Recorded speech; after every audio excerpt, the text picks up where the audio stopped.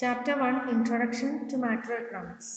Macroeconomics, it is a branch of economics which deals with aggregates. The word microeconomics and macroeconomics were first coined by Ragnar Fish in 1933. John Maynard Keynes is considered as the father of macroeconomics. The main difference between micro and macroeconomics are shown by the following table. Microeconomics and macroeconomics were first coined by Ragnar Fish. The father of macroeconomics is considered as John Maynard Keynes. Microeconomics, macroeconomics എന്ന് പറയുന്ന word ആദ്യമായിട്ട് ഉപയോഗിച്ചത് Ragnar fish ആണ്. The father of macroeconomics, John Maynard Keynes. ഇനി what is the difference? Point of difference. Unit of study micro economics individual units ആണ് deal ചെയ്യുന്നത്. Macro economics aggregates മൊത്തം കാര്യങ്ങളാണ് ഡീൽ ചെയ്യുന്നത്. മെത്തേഡ് മൈക്രോ എക്കണോമിക്സിലെ പാർഷ്യൽ ഇക്ലിബ്രിയം, ഒരു ഇൻഡസ്ട്രിയുടെ equilibrium, ഒരു ഫേമിൻ്റെ equilibrium, അതുപോലുള്ള കാര്യങ്ങളാണ് മൈക്രോ എക്കണോമിക്സിൽ ഡീൽ ചെയ്യുന്നത്. അതേസമയം മാക്രോ എക്കണോമിക്സിലോ ജനറൽ ഇക്ലിബ്രിയം അനാലിസിസിലാണ് മാക്രോ എക്കണോമിക്സിൽ ഡീൽ ചെയ്യുന്നത്. വ്യൂ പോയിന്റ് മൈക്രോ എക്കണോമിക്സിലെ വേംസ് ഐ വ്യൂ, മാക്രോ എക്കണോമിക്സിലെ ബേർഡ്സ് ഐ വ്യൂ. ഒരു മണ്ണിര മണ്ണിൽ നിന്ന് മുകളിലേക്ക് നോക്കുമ്പോൾ എന്തോരം കാണാൻ പറ്റും? അതാണ് മൈക്രോ എക്കണോമിക്സിൽ വളരെ കുറച്ച് ചെറിയ യൂണിറ്റ്സ് ആണ് ഡീൽ ചെയ്യുന്നത്. ബേർഡ്സ് ഐ വ്യൂ എന്ന് പറഞ്ഞാൽ ആകാശത്തു നിന്ന് ഒരു പക്ഷി നോക്കുമ്പോൾ ഒരു പ്രദേശം മൊത്തം അല്ലെ, ഒരു മൊത്തം അഗ്രിഗേറ്റ് ആയിട്ടുള്ള കാര്യങ്ങൾ മൊത്തം കാണാൻ പറ്റും. അതുകൊണ്ടാണ് macroeconomics bird's eye view എന്ന് പറയുന്നത്. എക്സാമ്പിൾ മൈക്രോ എക്കണോമിക്സിന് example demand for a pen, salary of a person, utility cost etcetera. Macro എക്കണോമിക്സിലോ national income, aggregate demand, inflation, money supply, ഇതെല്ലാം മാക്രോ എക്കണോമിക്സിൽ ഡീൽ ചെയ്യുന്നത്. ഇനി emergence of macroeconomics. Classical economist like Adam Smith, David Ricardo, J.B. Say, etc.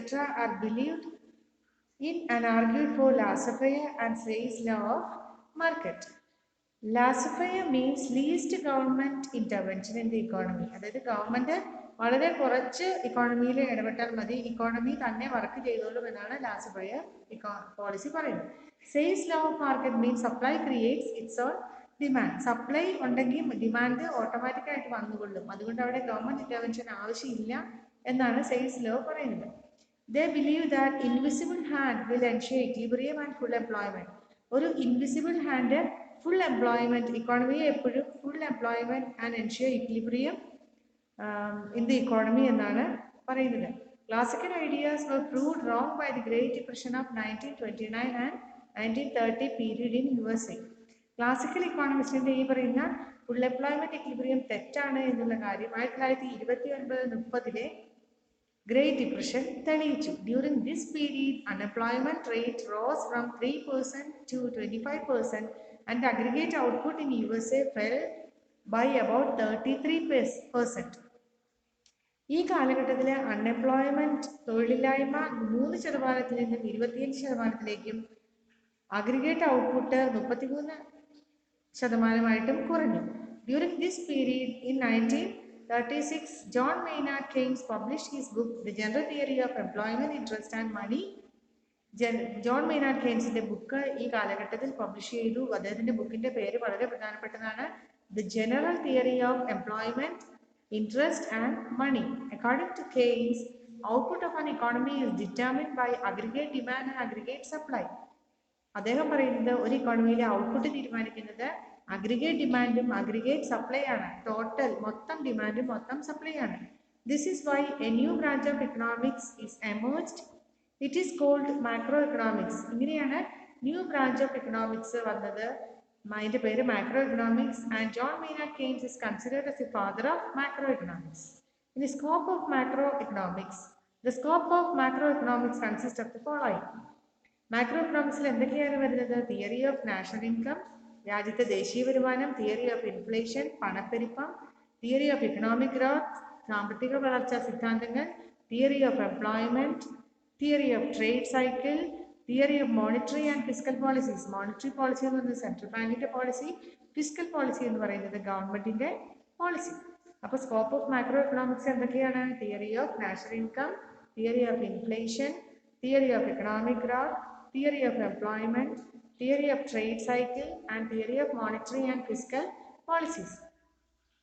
In importance of macroeconomics, the study of macroeconomics is important because it is helpful to understand the functioning of the economy.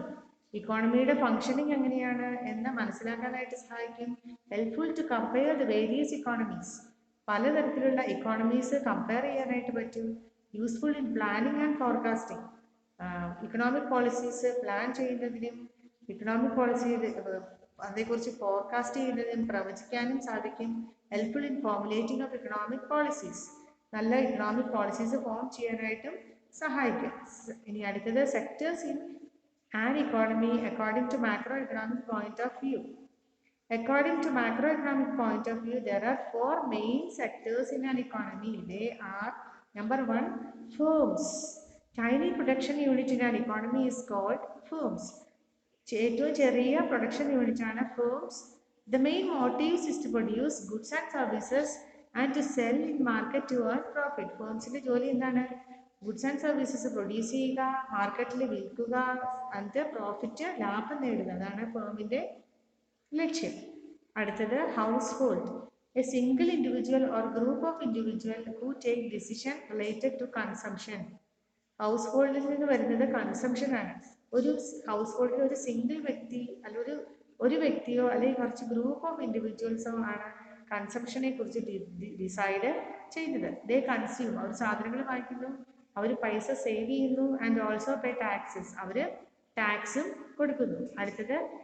അടുത്ത sector government സെക്ടറാണ്. It is the regulatory body of the economy. ഈ government ആണ് ഇക്കോണമിയെ regulate ചെയ്യുന്നത്. The role of the government is framing laws, enforcing them and delivering justice. എന്താണ് ഗവൺമെന്റിന്റെ role? The role of government is laws ഉണ്ടാക്കുക, അത് നടപ്പിലാക്കുക, നീതി ഉറപ്പുവരുത്തുക. അടുത്തത് external sector. It refers to the economic transactions of the domestic economy with the rest of the world. External സെക്ടറിൽ എന്താണ് വരുന്നത്? Economic transaction. ഡൊമസ്റ്റിക് കൺട്രിയും റെസ്റ്റ് ഓഫ് ദി വേൾഡ്, പുറത്തുള്ള രാജ്യങ്ങളുമായിട്ടുള്ള ഇക്കണോമിക് ട്രാൻസാക്ഷൻ ആണ് എക്സ്റ്റേണൽ സെക്ടറിൽ വരുന്നത്. Domestic country may sell goods to the rest of the world. Domestic അതായത് രാജ്യത്തിനകത്ത് നിന്ന് സാധനങ്ങൾ പുറത്തേക്ക് വിൽക്കുന്നു. ഇതിന് പറയുന്ന പേരാണ് export. The domestic country may buy goods from the rest of the world. അകത്തുള്ളവർ പുറത്തു നിന്ന് സാധനങ്ങൾ വാങ്ങിക്കുന്നു. ഇതിനാണ് ഇമ്പോർട്ട് എന്ന് പറയുന്നത്. So, what are the limitations of macroeconomics? Macroeconomics suffers the following limitation. It cannot apply to explain individual behavior. Macroeconomics individual behavior explain ചെയ്യാൻ പറ്റില്ല. Conclusion drawn from macroeconomic analysis may be misleading. ചിലപ്പോൾ തെറ്റായ ധാരണയിലേക്ക് പോകാനായിട്ട് സാഹചര്യമുണ്ടാകും. Macroeconomic deals with aggregates. Macroeconomics മൊത്തമാണ് deal ചെയ്യുന്നത്. Aggregates may be approximation of realities. Aggregate എന്ന് പറയുന്നത് ഏതാണ്ട് ഒരു ഏകദേശ രൂപം എന്നേ പറയാൻ പറ്റും. Most macroeconomics magnitudes are subject to errors and ambiguities. മിക്ക മാക്രോ എക്കണോമിക്സും സംശയങ്ങളിലേക്കും തെറ്റിലേക്കും ഒക്കെ പോകാം. കുറച്ച് പ്രീവിയസ് ക്വസ്റ്റ്യൻസ് ആണ്. Modern macroeconomics is the offshoot of great depression of 1929. Write ഒരു 3 points to support the statement. അതിൻ്റെ ആൻസേഴ്സ് മുകളിൽ കിടക്കേണ്ട. Modern macroeconomics is the offshoot of great ഡിപ്രഷൻ്റെ ഫലമായിട്ടാണ് വന്നത്. കാരണം അതിന് മുമ്പുള്ള ക്ലാസിക്കൽ ഇക്കണോമിക്സ് എല്ലാം ഡിപ്രഷൻ വന്നതോടുകൂടി തെറ്റാണ് എന്ന് ധാരണയുണ്ടായി. അപ്പോൾ general theory of employment interest and money എന്ന് പറയുന്ന ജോൺ മെയ്നാർഡ് കെയ്ൻസിന്റെ പുതിയ ബുക്ക് പബ്ലിഷ് ചെയ്തു. Who is the father of modern macroeconomics? നമുക്ക് ആൻസർ അറിയാം, James Keynes. Classify the following under the heads micro and macroeconomics. ഇത് microeconomics macroeconomics 2 ഹെഡിൽ തിരിക്കാനാണ് പറഞ്ഞിരിക്കുന്നത്. ഗവൺമെന്റ് റെഗുലേഷൻസ് എല്ലാം മാക്രോയിൽ വരുന്നതാണ്. പ്രൈസ് ഇലാസ്റ്റിസിറ്റി ഓഫ് റെഫ്രിജറേറ്റേഴ്സ് മൈക്രോയിൽ വരുന്നതാണ്. Families decision about how much to save അത് മൈക്രോയിൽ വരുന്നതാണ്. The impact of higher national savings on economic growth അത് മാക്രോയിൽ വരുന്നതാണ്.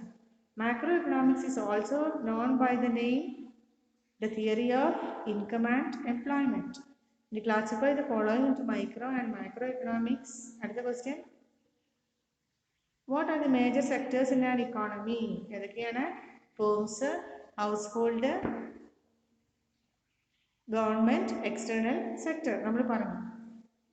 ഇവിടെ അഞ്ചാമത്തെ ചോദ്യത്തിന് national saving rate, wage rate of KSRTC, worker, average cost, inflation. ഇതിൽ അഗ്രിഗേറ്റ് ആയിട്ടുള്ള കാര്യങ്ങളെല്ലാം മാക്രോയിലും ചെറിയ ചെറിയ ഇൻഡിവിജ്വൽ യൂണിറ്റ്സ് എല്ലാം മൈക്രോയിലും വരും. Thank you.